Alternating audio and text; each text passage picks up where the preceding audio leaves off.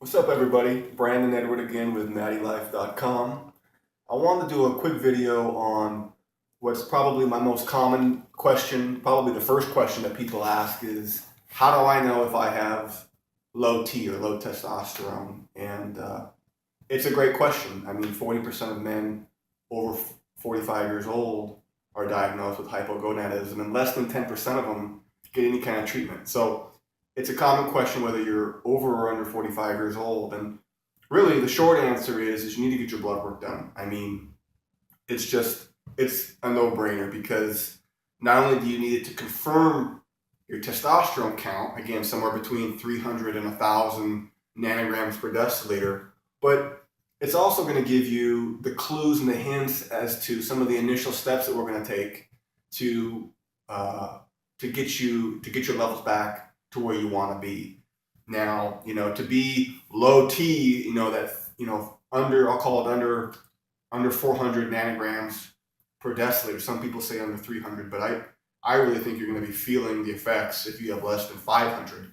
Um, to be diagnosed as low T is one thing, but a lot of the people that I work with, they may not be categorically low. They might have low medium, but they're feeling it, and that's really what matters. Is not what just some blood test says, but how you feel, how it's impacting your body, how it's affecting your lifestyle, your workouts, your love life. Um, so step one is you got to get your blood work done. You take your car in every 3,000 miles to get the oil change, but people don't want to go in and get their blood work done, and it could be a whole lot of other indicators and interesting factors aside from just your hormone levels that you'll be glad that you knew. So the blood work is going to show you, of course, your total testosterone, which is what I was just talking about in terms of your daily, your average nanogram per deciliter. But it's also going to cover your free testosterone. That's really the testosterone. That's like the bottom line. That's what you're going to feel the difference. Your bioavailable testosterone is your free testosterone, which is somewhere between 2 and 5% of your total testosterone. It's also going to tell you your albumin protein bound testosterone, which is kind of also the bioavailable, the reserves, if you will.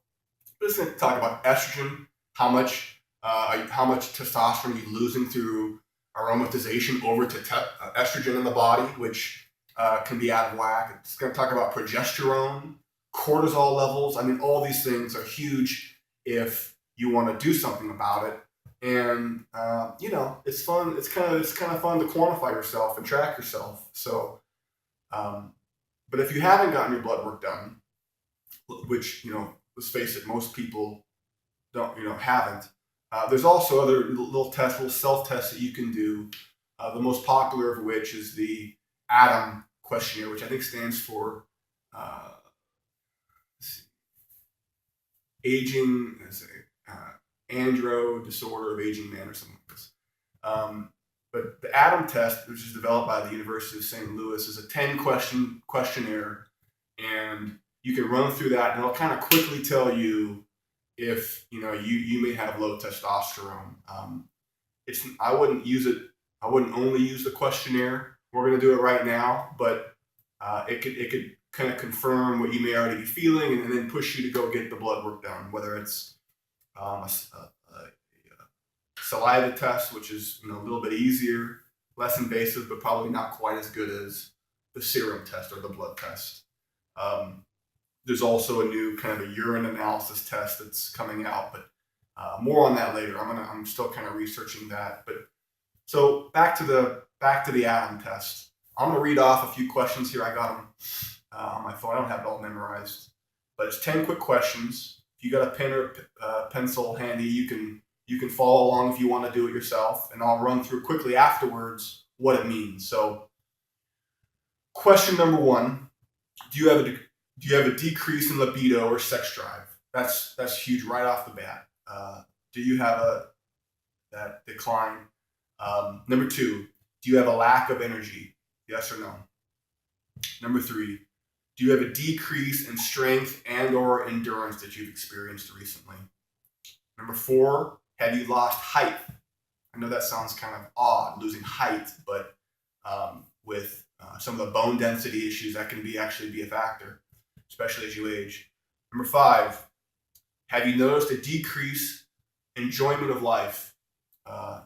Depression, how's your general mood and feeling? That's a big factor that people don't talk about. We always think testosterone, manliness, gym, sex life, but there's a lot of men with depression that really have low T.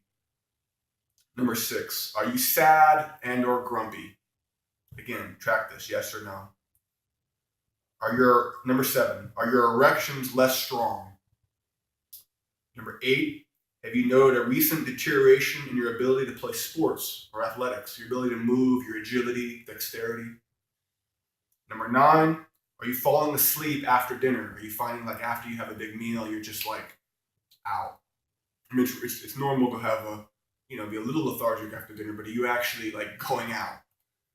And number 10, has there been a recent deterioration in your work performance? At work, are you just like sluggish, out of it, and there's really no other reason why that would be? So there you go. That's the 10 questions. And if you've answered yes or no to each of those, I'll go ahead and tell you kind of how it's scored. If a positive result was identified, meaning that's fancy for you said yes to either questions 1 or 7, then that's a high indicator of low testosterone. So number 1 was your libido. Has your libido gone down? Number 7 was the strength of your erection. So that alone, a yes to either of those indicates low testosterone. Or did you answer yes to 3 of the other 8 questions? So that as well would indicate that you have low testosterone. And they've proven a very high correlation between the results of this test and the subsequent blood work that's done and the results of both total and free testosterone. And so that's kind of a quick way where if you answered yes to 3 or more or numbers 1 or 7, that's a pretty good sign. It's a sign that you should get your blood work done. And again, the blood work is going to help us kind of maybe hone in on the mystery of what is it. There's a lot of factors that could be going on that could be lowering your T, and none of it is necessarily your fault. I mean, you could have different biological conditions, certain mineral deficiencies, sleep patterns, chronic exercise. I mean, there is a lot of factors that can go into reduced testosterone, and that's what we do at Natty Life. We get with people and we review their lifestyle. I have a questionnaire that we review and kind of get a sense of where you're at, and I do some homework and we get on the phone together, and one-on-one we tailor an approach to get your levels back where you want to be, and that's kind of the high range of normal, that kind of 800 to 1,000 nanogram per deciliter. That's what we do, and it can be done naturally, it can be done safely, and it can be highly effective to double or triple your test. So if that's something that interests you, reach out to me, Brandon at nattylife.com. We're on YouTube, Facebook, Instagram, you name it. I hope that helps. Have a great day.